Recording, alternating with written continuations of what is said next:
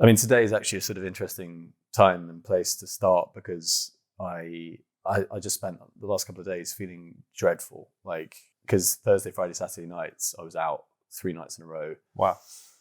And these days, if I do that, I get liver pain, I get like acid reflux. It's getting old sucks, doesn't it? Yeah. And it creates some kind of perfect storm with my particular set of issues around health anxiety. Yeah. And I'm like, can I swear? Yeah. I'm like, fuck, I'm definitely giving myself cancer. I'm going to die. I'm going to, this acid reflux isn't just acid reflux, it's esophageal cancer. And so there's a reality of what happens in your body, and then there's a kind of catastrophization of what happens. Yeah. And those two, sometimes I'm able to see them separately and separate them. Others I'm just not.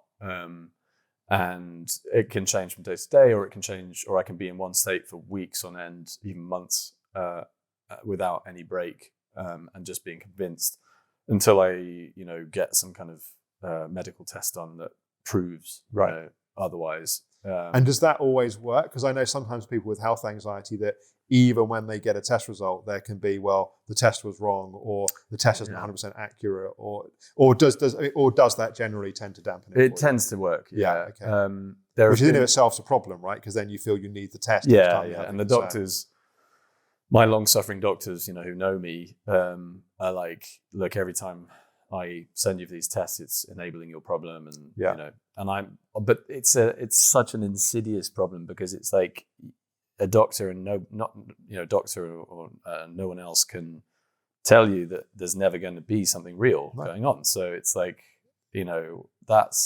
I've never had a satisfactory answer to that.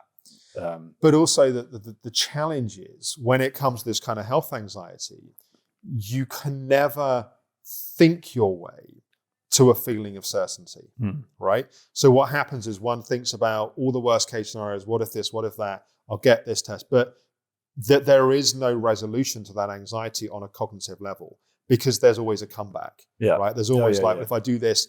So the resolution to it, at least in part, is to calm what's happening in the mind, and because a feeling of safety or a feeling of certainty or a feeling of okayness is not a cognitive event anyway.